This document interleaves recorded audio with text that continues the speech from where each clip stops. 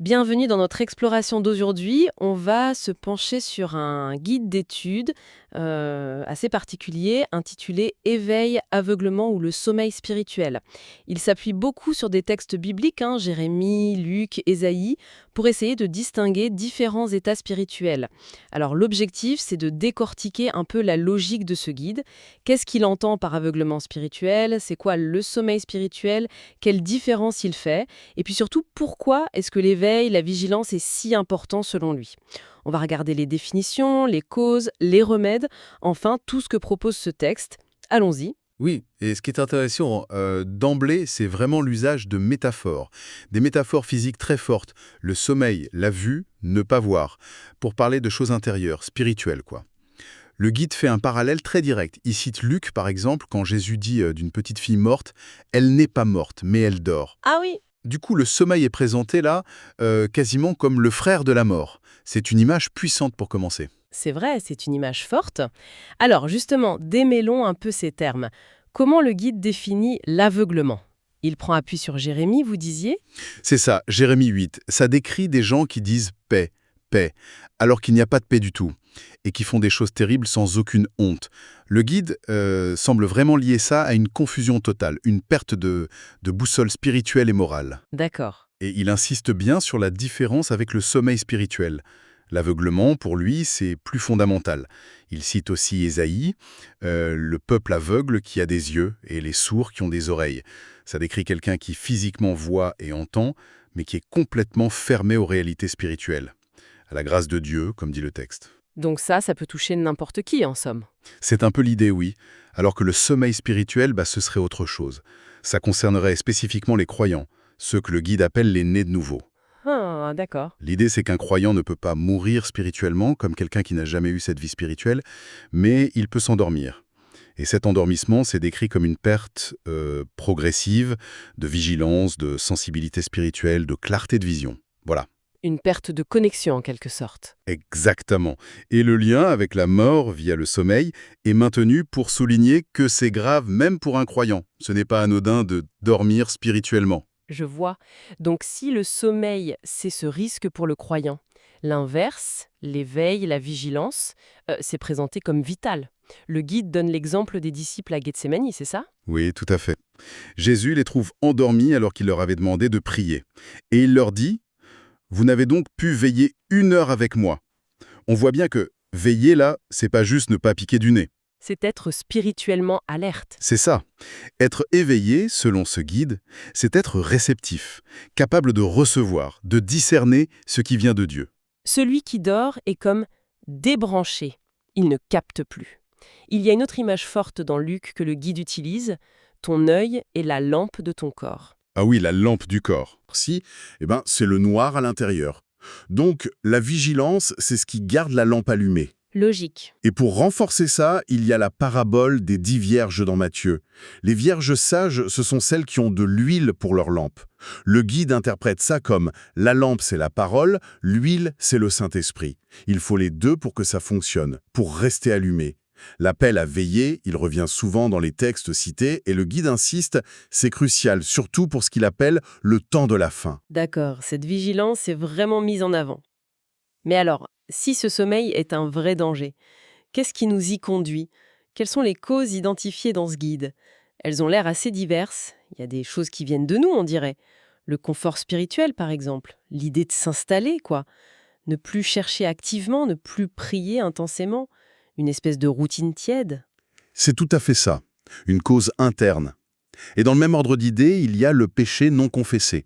Le guide cite Ésaïe, Tu m'as tourmenté par tes iniquités ». L'idée, c'est que nos fautes créent une distance. Elles éteignent la lumière en nous. Même juste désobéir à une instruction qu'on pense avoir reçue de Dieu, c'est vu comme un péché qui coupe le courant. D'accord, donc notre état intérieur joue beaucoup. Mais il y a aussi des facteurs externes, non? Oui, absolument. Le guide parle de mauvaise alimentation spirituelle. Et c'est intéressant, ça recouvre deux choses. D'un côté, les excès physiques, trop manger, trop boire, Luc est cité là-dessous, ça peut nous alourdir, nous rendre moins moins réceptifs spirituellement. Logique, oui. Et de l'autre côté, une nourriture spirituelle polluée, c'est-à-dire écouter des enseignements, des doctrines que le guide juge fausses, sans faire le tri, sans discernement. Il y a cette phrase un peu percutante, « La vérité ne dépend pas de la bouche qui le dit, mais de l'esprit qui anime la personne ». Ça incite à la prudence sur qui on écoute. Intéressant. Donc, l'intérieur, l'alimentation physique et spirituelle. Quoi d'autre? Alors il y a aussi les plaisirs du monde. L'exemple donné, c'est les Israélites avec les Moabites dans le livre des Nombres. Le plaisir non maîtrisé, la recherche effrénée de satisfaction, ça peut détourner complètement notre attention du spirituel et paf, on s'endort. On perd le focus? Exactement. Et puis, il y a un point plus surprenant peut-être. Le guide mentionne une entité spirituelle spécifique nommée Léviathan. Léviathan? Comme le monstre marin? Oui. C'est présenté comme ça, mais ici c'est un esprit qui crée la distraction, qui fait perdre les rêves spirituels, qui amène une sorte de torpeur, d'assoupissement, parfois même physique, pendant la prière. C'est vu comme un ennemi direct de l'état d'éveil. Ah oui, c'est très spécifique comme cause. C'est vrai. Et le guide le présente comme une influence réelle à discerner. Et enfin, dernière cause, qui est aussi un signe fort, la confusion. On revient à Jérémie et à l'aveuglement. Le guide cite aussi un psaume, « Donne à mes yeux la clarté, afin que je ne m'endorme pas du sommeil de la mort ». Quand on est confus intérieurement, qu'on n'arrive plus à penser clair, à discerner, c'est un signal d'alarme, selon le guide. La lumière baisse, le sommeil n'est pas loin. D'accord. Donc, si on récapitule les causes vues par le guide, notre propre attitude, le confort, le péché, ce qu'on consomme physiquement ou spirituellement, les distractions du monde, une influence spirituelle précise comme Léviathan, et la confusion comme symptôme. Ça fait pas mal de choses qui peuvent nous faire glisser. Oui, le tableau est assez complet et met en lumière beaucoup de points de vigilance, justement. Mais le but, je pense, c'est surtout de montrer l'importance de rester actif et de proposer des solutions. Justement, venons-y. Face à tous ces risques d'endormissement, qu'est-ce que le guide propose pour rester éveillé? Quelles sont les pratiques, les clés pour cultiver cette vigilance? Alors, le guide donne une série de pratiques, un peu comme des piliers, pour maintenir cette connexion active avec Dieu. Il y a d'abord des lieux ou des attitudes symboliques. L'adoration, qui est associée à l'image de la montagne, un lieu d'élévation, et la chambre haute, qui symbolise l'intimité, le cœur à cœur avec Dieu dans la prière personnelle. Donc chercher des temps et des espaces pour ça. D'accord. Quoi d'autre? Ensuite, la nourriture spirituelle, mais la bonne cette fois, la méditation de la parole. Et le guide insiste, c'est pas juste lire, c'est recevoir et surtout mettre en pratique. C'est ça qui la rend vivante. Et puis, la prière constante. L'image, c'est garder le feu allumé, une relation continue. Ça demande de la persévérance. Et il y avait aussi le jeûne, je crois. Oui, le jeûne régulier. Le guide suggère même au moins une fois par semaine pour raviver le feu. L'idée, c'est de mettre le corps un peu en retrait pour aiguiser l'esprit. Et enfin, très important, la communion fraternelle. Le lien avec les autres croyants. Exactement. Le partage, le soutien mutuel. Le guide utilise ce proverbe « Faute de bois, le feu s'éteint ». La communauté, ça aide à entretenir la flamme de chacun. C'est essentiel dans cette perspective. C'est intéressant cet équilibre, en effet, entre le très personnel, prière, méditation, jeûne, et le communautaire. L'ensemble forme un tout assez cohérent pour rester vigilant, comme le dit le guide. C'est tout à fait ça. Ces pratiques sont vues comme des réponses directes aux causes d'endormissement. C'est un système actif pour cultiver la sensibilité spirituelle. D'ailleurs, le guide conclut en récitant Ésaïe 5, « Qui est aveugle, sinon mon serviteur ?» Pour l'auteur, ça montre bien que même les croyants, les serviteurs, peuvent être touchés par l'aveuglement ou le sommeil.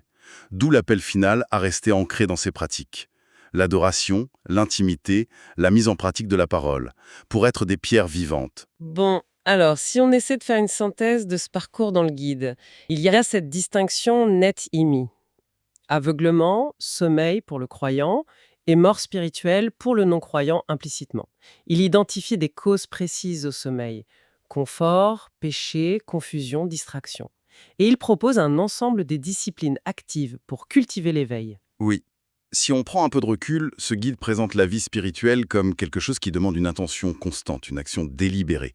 Ce n'est pas un état passif où l'on se laisse porter. La vigilance est vraiment décrite comme un état actif, dynamique, qu'il faut entretenir par des pratiques régulières, personnelles et collectives. C'est une vision qui demande un engagement, c'est sûr. Un engagement certain, oui.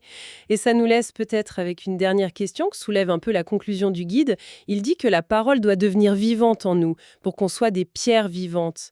Mais qu'est-ce que ça signifie au fond, concrètement, qu'un enseignement devienne vivant, au-delà de le comprendre avec sa tête? Comment ça se manifeste dans la vie de tous les jours selon la perspective de ce texte?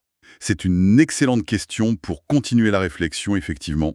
Comment cet éveil se traduit non seulement en perception, mais en actes, en changements concrets au quotidien. Le guide donne des pistes avec la mise en pratique, mais la profondeur de ce que signifie être une pierre vivante, ça reste sans doute quelque chose à explorer personnellement, dans ce cadre de pensée. Une belle question pour méditer, en effet. Merci beaucoup pour cette exploration.